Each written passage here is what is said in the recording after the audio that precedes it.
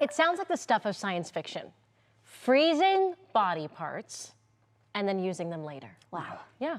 But it's possible to freeze and thaw organs, apparently, and it may help those waiting on the organ transplant list. So senior health correspondent Monica Robbins joins us to explain the latest research. Monica, we have a whole lot of questions. Oh, we do. Yeah, I bet you do. Yeah, it's called cryopreservation, and a number of health centers and universities are trying to figure out how to safely fast freeze an organ so it could be fast thawed and then used in a transplant several days later.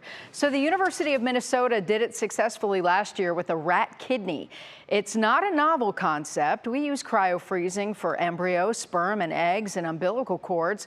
We even fast freeze your fruit and veggies so they last longer. If cryopreservation could be perfected for use in human organs, it could solve one of the biggest problems transplants face. I mean, the biggest thing we struggle with every day is timing and geography. But just because the clock ticks, once an organ's recovered, you know, for kidneys, for example, which is probably 80,000 of the 110,000 waiting or kidney recipients, you know, and you have to go down a list and you have to offer an organ based on that. And it just takes time. LifeBank is among several organizations helping to fund this research. Biorepositories could be commonplace at transplant centers where they could preserve organs until the perfect match is found. But we still have years to go before this research makes it into human subjects. One of the biggest issues is when you fast freeze something, the water molecules crystallize and damage cell structure. Then more damage happens when you try a fast thaw. You all know what I mean if you've ever thawed frozen fruit or veggies and found them to be mushy.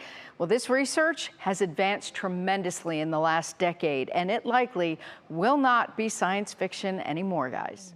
Yeah, I think it's happened to all of us. And what all have they done, though, successfully here, Monica? Oh, this is insane. Actually, since 2018, researchers froze and then revived coral, fruit fly larvae, rat kidneys, zebrafish embryos. They've also managed to freeze tomatoes and pig livers without ice formation. So imagine what this research could do for hunger or even to preserve endangered species. But for now, the focus is really about organ transplants. Wow, that's amazing.